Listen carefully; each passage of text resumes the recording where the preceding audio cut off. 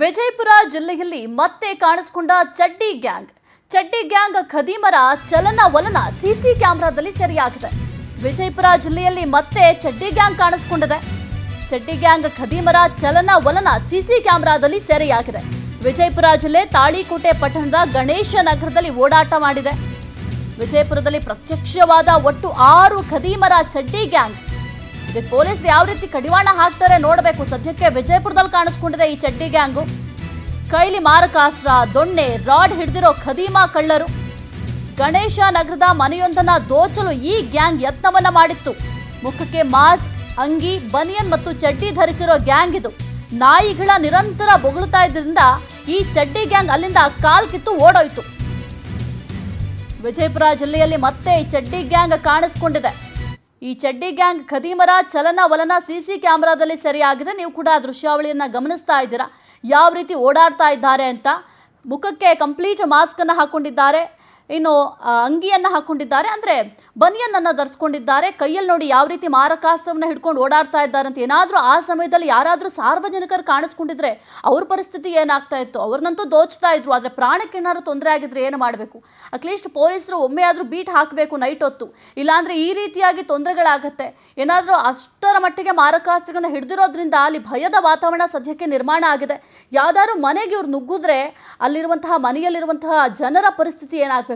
At least police ಇಲಾಖೆ night ಹೊತ್ತು beats ಹಾಕಬೇಕು, ಅಂದರೆ ಓಡಾಡಬೇಕು. ಒಮ್ಮೆ ಆದರೂ ಆ ಪೊಲೀಸ್ ಓಡಾಡಿದ್ರೆ ಅಥವಾ ಸೈರನ್ ಸೌಂಡ್ ಕೇಳಿದ್ರೆ ಈ ಖದೀಮರು ಓಡೋಗೋ ಕೆಲಸನಾದರೂ ಮಾಡ್ತಾರೆ. ಸದ್ಯಕ್ಕೆ ಆ ನಾಯಿಗಳು ಬೊಗಳುತ್ತಾ ಇತ್ತು ಅಂತ ಓಡೋಗಿದ್ದಾರೆ ಈ ಚಡ್ಡಿ ಗ್ಯಾಂಗ್. ಇಲ್ಲ ಅಂದ್ರೆ ಅಲ್ಲಿ ಏನಾಗಬೇಕಾಗಿತ್ತು? ಗಣೇಶ ನಗರದ ಮನೆಯೊಂದನ್ನ ದೋಚಲು ಅಂತ ಈ ಗ್ಯಾಂಗ್ ನಾಯಿ ಬೊಗಳ್ತಾ ಇದ್ದು ಅಷ್ಟರಲ್ಲಿ ಯಾಕೋ ನಾಯಿ 6 ಜನ ಕಳ್ಳರ ಗ್ಯಾಂಗ್ ಬಂದು ಡೋರ್ ಹೊಡಿ ಸೌಂಡ್ ಕೇಳ್ತು. ಅಷ್ಟರಲ್ಲಿ ನಾನು ಚೀರಾಡಿ ಕೂಗಾಡಿದಾಗ ನಮ್ಮ ಮನೆಯಲ್ಲಿ ಹೆಣ್ಮಕ್ಳು ಮಕ್ಕೊಂಡಿದ್ರು. ನಮ್ಮ ಮನೆಗೆ ಬಾಲ ಹಾಕಿದ್ರು, ಲಾಕ್ ಮಾಡ್ಕೊಂಡಿದ್ರು. ಪಕ್ಕದ ಮನೆ ಬೀಗ ಹೊಡೆದ್ರು. ಅಷ್ಟರಲ್ಲಿ ಅವ್ರು ಲೈಟ್ ಹಾಕಿದ ತಕ್ಷಣ ಓಡೋದ್ರು. ನಾವು ಚೀರಾಡಿದ ತಕ್ಷಣ ಹಿಂದಗಡೆ ಇಮಿಡಿಯೇಟಾಗಿ ಪೊಲೀಸರಿಗೆ ಫೋನ್ ಮಾಡಿದೆ. ಫೋನ್ ಮಾಡಿದಾಗ ಅವರು ಇಮಿಡಿಯೇಟಾಗಿ 2 ಗಾಡಿ ಬಂದರು. ತಕ್ಷಣ ಬರೋಷ್ಟರಲ್ಲಿ ಅವರು ಪರಾರಾಗಿ ಹೋಗಿದ್ರು. ಇದು ತಾಳಿಕೋಟಿಗೆ ಇದೊಂದು ಅತ್ಯಂತ ಕರಾಳ ದಿನ ಆಗಿತ್ತು ಅವತ್ತು. ಬಹುಶಃ ಯಾವುದೇ ಅನಾಹುತ ಆಗಿಲ್ಲ, ಆದರೂ ಕೂಡ ನನಗೊಂದು ಕಲ್ಲು ಎಸ್ತರು. ಈ ಸೈಡು ಈ ಭುಜದ ಹತ್ರ ತಗಿಲಿ ಹೋಯಿತು. ಇಲ್ಲೊಂದು ಸ್ವಲ್ಪ ಗಾಯ ಆಗಿದೆ, ಅದು ಬಿಟ್ಟರೆ ಇನ್ನಿಲ್ಲ. ಮತ್ತು CCTV ಫುಟೇಜ್ ನೋಡೋಕ್ಕಾಗಿ ಅವರು ಒಂದು ರೈಟಿಂದ ಲೆಫ್ಟಿಗೆ ಹೋದರು, ಮನೆಯಿಂದ ಲೆಫ್ಟಿಗೆ ಸೈಡಾಗಿ. ಕೈಯಲ್ಲಿ ಇವೆಲ್ಲ ಹಿಡ್ಕೊಂಡಿದ್ರು. ನಾಯಿ ಬೊಗಳದ್ರಿಂದ ನಾಯಿಗೊಂದು ಕಲ್ಲು ಎಸ್ತು ಹೋದರು. ಹಿಂದಗಡೆ ತಕ್ಷಣ ಫೋನ್ ಹಚ್ಚಿದ ಸಿಬ್ಬಂದಿ ವರ್ಗ ತಕ್ಷಣ ಬಂದರು. ಅವರು ಹುಡುಕ್ಲಾಡಕ್ಕಾಗಿ ಪರಾರಾಗಿ ಹೋಗಿದ್ರು. ಇದು ತಾಳಿಕೋಟಿಗೆ ಸ್ವಲ್ಪ ಭಯದ ವಾತಾವರಣ ಮೂಡಿಸಿದಂಗಾಗಿದೆ ಈ ಗಣೇಶ ನಗರಕ್ಕೆ. ಆದಷ್ಟು ಕುರಿತು ಹೆಚ್ಚಿನ ಮಾಹಿತಿ ನೀಡ್ತಾರೆ ನಮ್ಮ ಪ್ರತಿನಿಧಿ ಸುನಿಲ್ ಭಾಸ್ಕರ್. ವಿಜಯಪುರದಲ್ಲಿ ಮತ್ತೆ ಚಡ್ಡಿ ಗ್ಯಾಂಗ್ ಕಾಣಿಸ್ಕೊಂಡಿದೆ. ಸದ್ಯಕ್ಕೆ ಪೊಲೀಸರು ಈ ಚಡ್ಡಿ ಗ್ಯಾಂಗ್ ನಿಯಂತ್ರಣಕ್ಕೆ ಯಾವ ರೀತಿ ಪ್ಲಾನ್ ಮಾಡಿಕೊಂಡಿದ್ದಾರೆ? ಕಳೆದ 2-3 ತಿಂಗಳ ಹಿಂದೆ ಅಷ್ಟೇ ಚಡ್ಡಿ ಗ್ಯಾಂಗ್ ನ ಹಾವಳಿ ಸಾಕಷ್ಟು ಜನರಲ್ಲಿ ಆತಂಕ ಉಂಟು ಮಾಡಿತ್ತು. ಅದರಲ್ಲೂ ಪ್ರಮುಖವಾಗಿ ವಿಜಯಪುರ ನಗರದಲ್ಲೂ ಸಹಿತ ಹಲವು ಮನೆಗಳಿಗೆ ನುಗ್ಗಿ ದರೋಡೆಯನ್ನು ಕೂಡ ಮಾಡಿದ್ರು.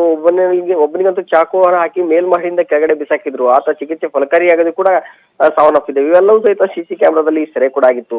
ಈಗ ಚಡ್ಡಿ ಗ್ಯಾಂಗ್ ನ ಹಾವಳಿ 1-2-3 ತಿಂಗಳಿಂದ ಕಡಿಮೆ ಆಗಿದೆ ಅನ್ನುವಷ್ಟರಲ್ಲಿ ವಿಜಯಪುರ ಜಿಲ್ಲೆಯ ತಾಳಿಕೋಟೆ ಪಟ್ಟಣದ ಗಣೇಶ ನಗರದಲ್ಲಿ ಈ ಗ್ಯಾಂಗ್ ನವರು ಕಾಣಿಸಿಕೊಂಡಿರುವಂತದ್ದು. ಅದರಲ್ಲೂ ಪ್ರಮುಖವಾಗಿ ರಾತ್ರಿ 1 ಗಂಟೆ ಸುಮಾರಿಗೆ ತಾಳಿಕೋಟೆ ಪಟ್ಟಣದ ಗಣೇಶ ನಗರದಲ್ಲಿ ಇವರು ಓಡಾಟವನ್ನು ನಡೆಸಿದ್ದಾರೆ. ಅದು ಅಲ್ಲಿದ್ದ ಸ್ಥಳೀಯರ ಸಿಸಿ ಕ್ಯಾಮೆರಾದಲ್ಲಿ ಮನೆಯ ಸಿಸಿ ಕ್ಯಾಮೆರಾದಲ್ಲಿ ಕೂಡ ಸೆರೆಯಾಗಿರುವಂತದ್ದು. ಜೊತೆಗೆ ಅಲ್ಲಿ ನಾಯಿ ಬೊಗಳುವಂತ ಹಿನ್ನೆಲೆಯಲ್ಲಿ ಅವರು ಅಲ್ಲಿಂದ ಎಸ್ಕೇಪ್ ಆಗಿರುವಂತದ್ದು. ಈ ನಿಟ್ಟಿನಲ್ಲಿ ತಾಳಿಕೋಟೆ ನಗರ ನಿವಾಸಿಗಳಿಗೆ ಸಹಿತ ಒಂದಷ್ಟು ಆತಂಕ ಕೂಡ ಎಡೆ ಮಾಡಿಕೊಟ್ಟಿದೆ. ಆದಷ್ಟು ಬೇಗ ನಿನ್ನೆ ರಾತ್ರಿ ಅಷ್ಟೇ ಇದು ಸಿಸಿ ಕ್ಯಾಮೆರಾದಲ್ಲಿ ಸೆರೆಯಾಗಿರೋದ್ರಿಂದ ಪೊಲೀಸರು ಈ ವಿಚಾರವಾಗಿ ಗಂಭೀರವಾಗಿ ಪರಿಗಣಿಸುವುದರ ಜೊತೆಗೆ ಈ ಚಡ್ಡಿ ಗ್ಯಾಂಗ್ ನ ಹೆಡೆಮುರಿ ಕಟ್ಟಬೇಕು ಎಂಬ ಒತ್ತಾಯವನ್ನು ಕೂಡ ಜನರದಾಗಿದೆ. ಸಾಹಿತ್ಯ. ಥ್ಯಾಂಕ್ ಯು ಸುನಿಲ್ ಭಾಸ್ಕರ್, ನಿಮ್ಮೆಲ್ಲ ಮಾಹಿತಿಗಾಗಿ.